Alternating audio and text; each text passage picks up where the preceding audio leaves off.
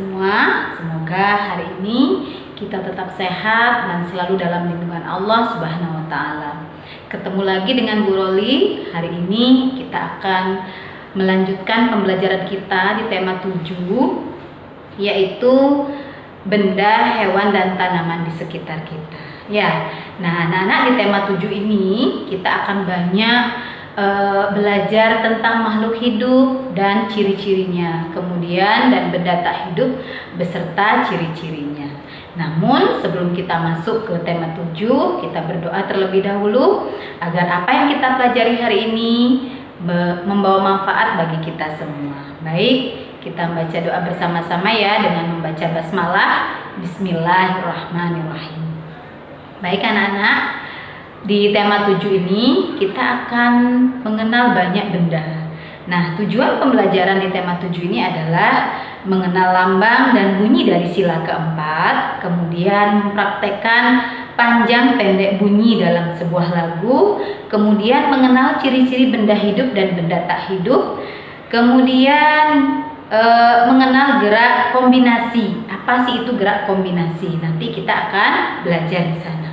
Kemudian membilang bilangan dari 41 sampai 99 dan mengenal nilai tempat, puluhan, dan satuan. Baik anak-anak, sebelum kita belajar dan kita melanjutkan ke tema 7 ini, ada baiknya kita ingat dulu.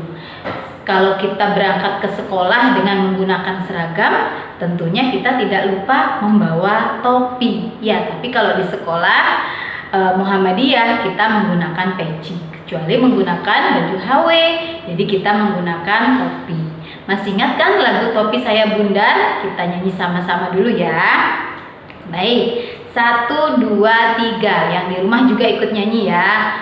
Topi saya bundar, bundar topi saya, kalau tidak bundar, bukan topi saya. Nah, dari lagu tadi itu kita sudah mengenal panjang pendek bunyi dalam sebuah lagu. Yang mana yang dinyanyikan dengan nada panjang dan yang mana dinyanyikan dengan nada pendek. Nanti anak-anak dapat mengenal yang ditandai dengan garis panjang berarti dia dinyanyikan dengan nada panjang. Kemudian yang ditandai dengan titik saja maka dia dinyanyikan dengan nada pendek. Baik, anak-anak masih ingat lambang dari sila Pancasila?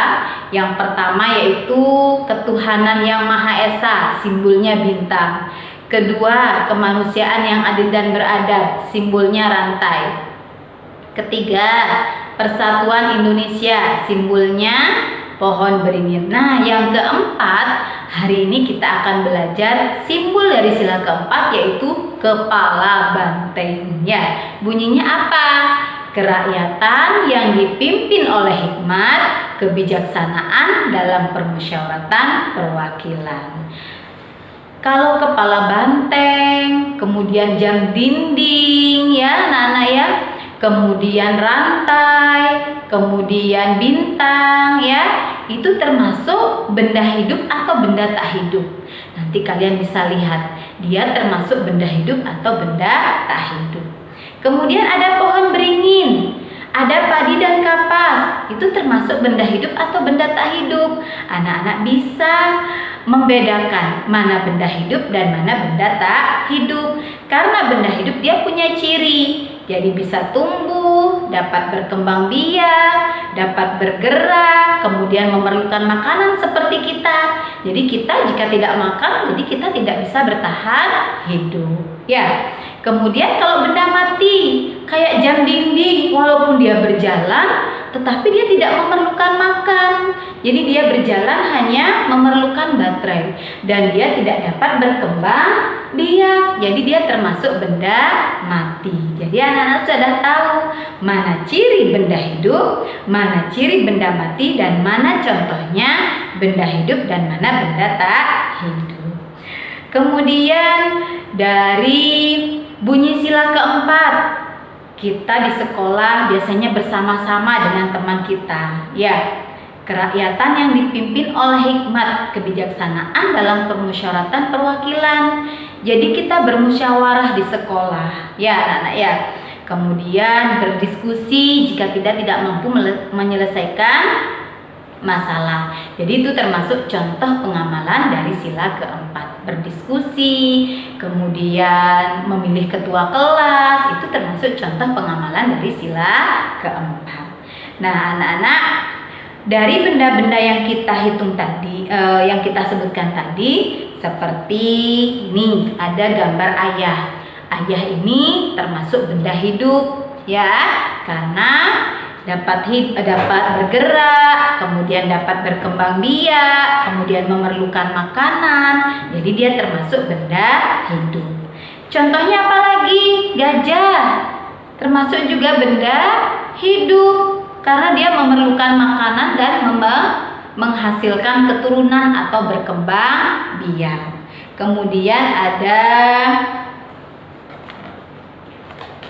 nyamuk, ya, yang biasanya tiap hujan selalu menyerang kita, ya, makanya hati-hati dengan nyamuk, ya. Ini juga termasuk benda hidup karena dia dapat berkembang biak, kemudian memerlukan makanan. Berbeda dengan jam dinding ini, ya, dia walaupun bisa jalan, tetapi bukan termasuk benda hidup karena tidak dapat berkembang biak. Nah, kalau buah, ini buahnya yang Bu Roli pegang ini ada berapa ya? Yang di kanan ada 20, yang di kiri ada 3 buah stroberi. Jika kita jadikan 1, maka dia akan membentuk bilangan 23. Angka 2 menyatakan puluhan, angka 3 menyatakan satuan. Ya, jadi anak-anak masih ingat kan mana angka yang menyatakan puluhan dan mana angka yang menyatakan satuan. Jadi nanti anak-anak akan belajar lebih tinggi lagi angkanya dari 41 sampai 99. Nah, 89. 8 menyatakan puluhan, 9 menyatakan satuan, sama seperti yang ada di buku ini, ya. Jadi ini ada balok 80. Di sini ada 9. 8 menyatakan puluhan, 9 menyatakan satuan. Maka jumlah keseluruhannya ada 89. Ya, jadi anak-anak seperti itu. Nanti anak-anak akan banyak menyebutkan ciri-ciri, kemudian ciri-ciri makhluk hidup, ya, seperti kucing. Kucing sama kursi, apa perbedaannya? Kalau kursi termasuk benda mati, kalau kucing termasuk benda hidup. Kucing dapat berkembang biak, namun kursi tidak dapat berkembang biak. Begitu. Nah, anak-anak, biasanya musim pandemi seperti ini kita masih harus tetap bergerak, kemudian menjaga kesehatan dengan cara berolahraga, ya. Jadi gerak kombinasi apapun kalian bisa lakukan. Contohnya pada saat kita mencari benda hidup, contohnya tumbuhan, kita bergerak, ya, kaki kita bergerak, tangan kita bergerak, kemudian menangkap binatang, kita juga dapat menggerakkan tubuh kita. Jadi melompat, berlari, itu termasuk gerak kombinasi, ya. Jadi anak-anak nanti bisa menirukan gerak kombinasi itu apa saja: berjalan, kemudian melompat, kemudian berlari. Itu termasuk gerakan-gerakan kombinasi dalam senam yang bisa kita lakukan, ya. Baik anak-anak, kesimpulan kita pada pagi ini, kita telah mengenal lambang dari simbol dari sila keempat Pancasila dan bunyinya. Kemudian dapat mempraktekkan panjang pendek bunyi dengan menyanyi Topi Saya Bundar.